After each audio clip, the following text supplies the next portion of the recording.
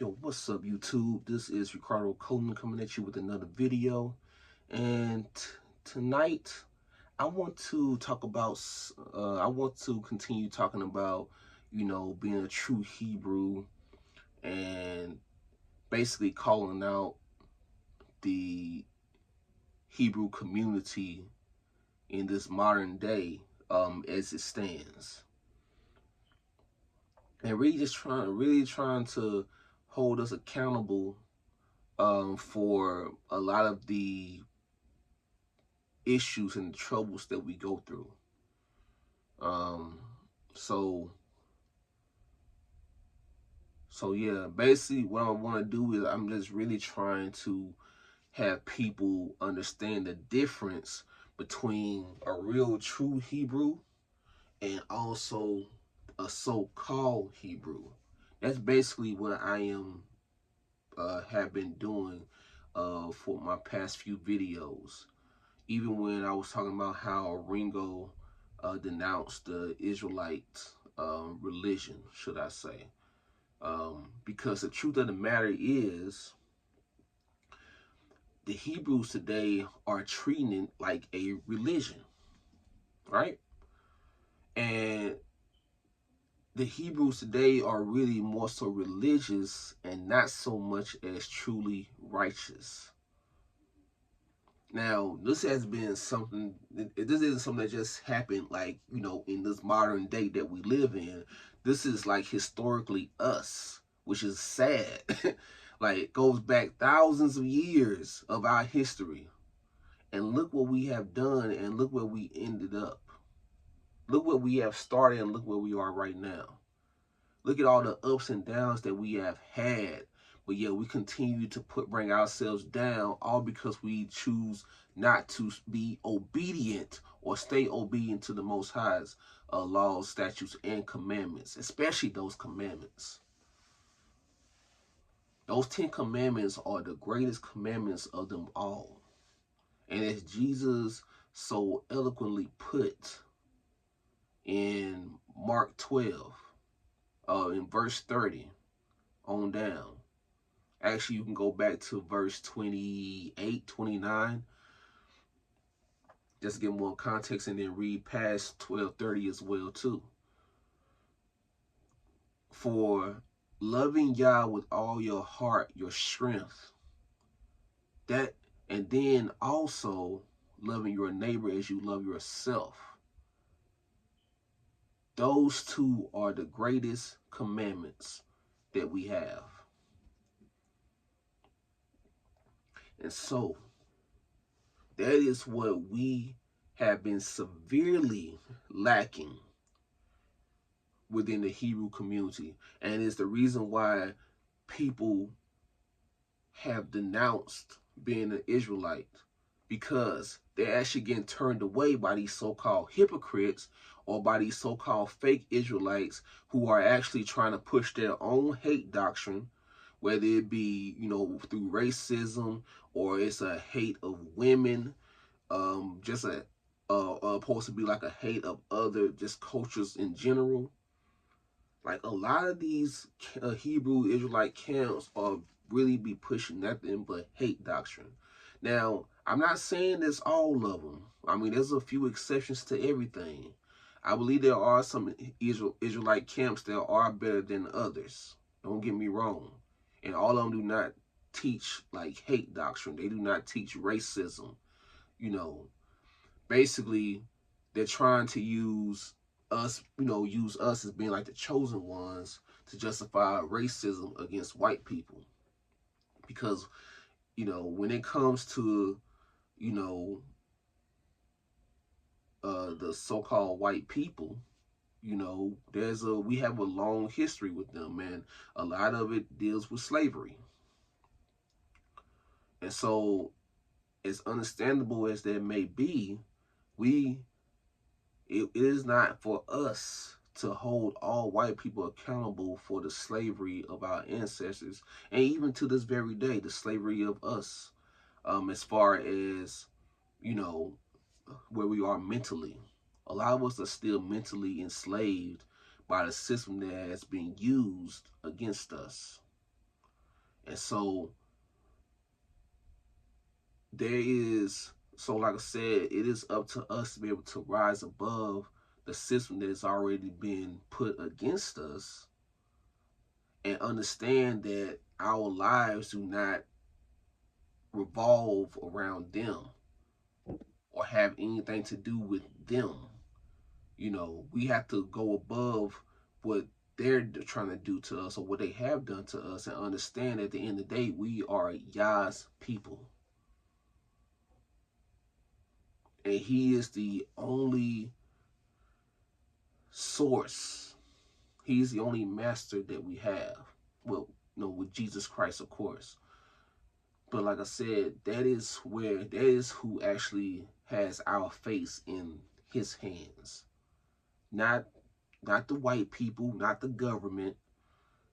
Jesus has our face in his hand.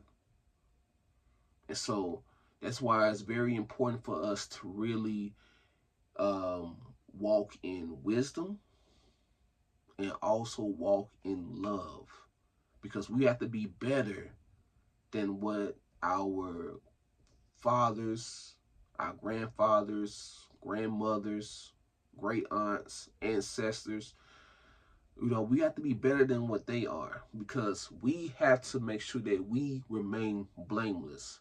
Not to say that means that we should not stand up for ourselves when we need to. Not to say that we should always just stay hidden away from society or anything, or that, oh, we need to join up with one of these camps in these cities, just so that we can have somebody to lean on or somebody to support us or for us to support them. No, it's not about that. At the end of the day, we really have to rely and trust in Jesus Christ. And in order to trust in Jesus Christ, we have to be in his word. We have to live by his gospel. And the main thing that he taught in his gospel was love. And at the end of the day, that is what the law of what they want to say, the law of Moses, because he's the one that gave it out. They want to say the law of Moses, but we have to understand that at the end of the day, that is basically the backbone and the meaning of Yah's law. And we need to understand that Jesus never condemned the law. He never did. Neither did the apostles. It's just that it had to be basically rehashed and repackaged, in a sorts, because now the law isn't just for us to know. It is for the Gentiles to know as well too. And so we have to be able to meet the Gentiles where they're at. And because we are no longer in our land as well, we have to basically, carry ourselves a little differently from what we could when we were still in Jerusalem and and we were still living within our tribes of Israel. So we have to move a little differently because of the hand that we have been dealt. And even though you can say that, the colonizers or, the white people try to, enslave us, at the end of the day, everything goes back to Yah actually doing this. And the curses of Deuteronomy 28 being laid upon us, just as Yah always prophesied in the first place. See, the point of obeying Yah is to be able to love him and to love our brother, to be able to actually give out justice, to be able to be merciful and graceful and know how to do it, to be able to show compassion. It tells us how we can be compassionate towards our brothers and sisters. It tells us how we can be husbands. It tells us how we can be good wives. It tells us how we can be good sons and daughters. It tells us how to be good to our neighbor and how to love our neighbor and everyone that's close to us. And it even tells us how to love the stranger as well too. The strangers who are not Hebrew by blood, but perhaps the strangers that want to still be within the same faith and share the same faith as us. That is what the law is about. Now, when it comes to actual religion, to these other religions and stuff, the truth of the matter is all other religions are pretty much man-made. And there have been like certain rules and standards and procedures and processes and certain codes of conducts that have been man-made, so that people can feel like that they believe in something, or to give certain people a sense of purpose, when all they have to do is just look into the Most High and look to Jesus Christ, and they can find their purpose.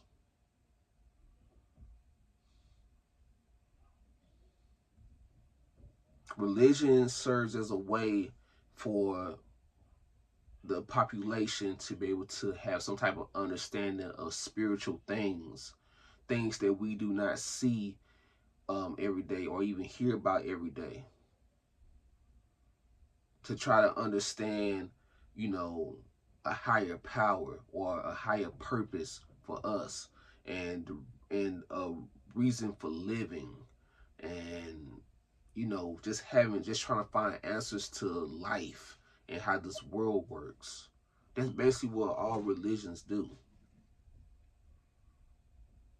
And for the most part, most religions, they have some type of form of righteousness, but a form of righteousness is not good enough to get that soul salvation that Jesus already promised us if we are obedient and follow his commandments. And the most important commandments that he had, once again, was love Yah, the Father, and also love each other. So that's basically it. See, if we actually obey the commandments, y'all, it's really, if you really actually think about it, it really just becomes a way of life. It becomes not just, where we gotta pray 5 times a day, or we have to go to church on Sunday, or do Christmas and Easter and all that, Easter Sunday and all that. That stuff is religious, because that's man-made. And it goes actually against what the Bible says. Not the praying 5 times thing. There's nothing wrong with praying 5 times. But like I said, the Bible does not actually tell us to give us a certain amount of times to pray. What if we want to pray 10 times, maybe 20 times a day? Right? And then whenever we pray, it's supposed to be also a conversation with Yah. It shouldn't be like something that's forced. See, when you're told that you have to pray 5 times a day, it actually starts feeling more like something that is forced. Like, okay, yeah, I gotta make time to pray 5 times a day. No. That's not how it works. And even though we are called to pray, like I said, that's basically us having a conversation with the Most High, and also asking him for things that we may want or need, and letting him know out loud what we need. Now, the Most High knows our heart, right? Jesus knows our heart. So he already knows what we need to have done. But he wants to make sure that we're trusting in him. And he wants us to actually say it aloud, and to spare not, and be as loud as a trumpet with our prayers and what we ask for. That's how he wants us to do. He wants to hear us ask him for help.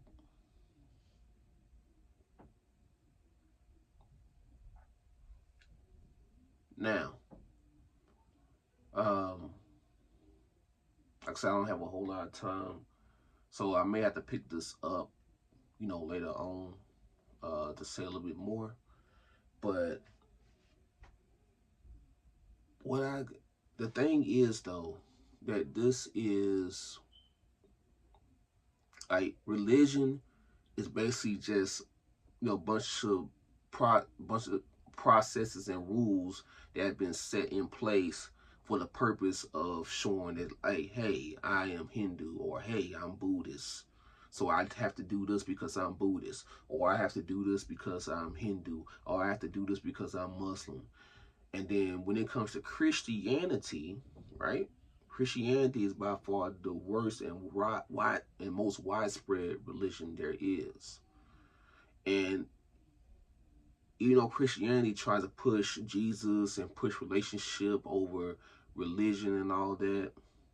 At the end of the day, you're still diametrically opposed to a lot of what the true Jesus actually says and what he actually preached and taught us. So how is it that a Christian believes in Christianity, how is it that you are the chosen one? How is it that you are replacing the original Hebrew Israelites? Like, how is that even possible? And like I said, y'all, I'm gonna have to pick this up because, like I said, I'm actually cooking as well too, so I gotta go down here and check on this food. Like I said, I it's funny. I try to get on here and try to say everything that I need to say in like 15 or so minutes, but like I said, it's just so much.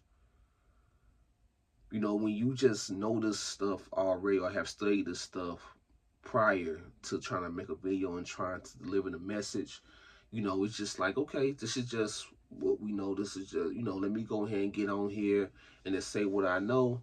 And then bada bing, bada boom, I'm done. But when you actually start trying to explain everything, it just seems like that everything just starts spilling out more and more and more. And it's like, dang, it's like so much to say. Like, I don't even have time right now. Dang. Okay. All right. But anyway, let me go ahead and get out of here. But let me just leave y'all with this one last note. Like I said, religion does not prove righteousness. All right? Righteousness and religion, two different things. Even remember what Paul said as well too. He actually got on the people talking about that they were too religious. So right there, that's like a real clue that religion is not the answer to anything that we must know. It's not your answer to get into Jesus Christ or to get into the Most High. Not religion. You have to be righteous and be able to stand on His law and His will for you and His purpose. And you need to understand that when it comes to His law and everything that He has us doing, from the feast days and the Sabbath and the commandments, all of it has a higher purpose. Not just to say like, oh, we Hebrew. No. It's so that we can be blameless and really show love for Him and also show love for our brothers and sisters. And so I'm going to leave y'all with that tonight. Peace. I love y'all, and I'll come back with part 2 later on.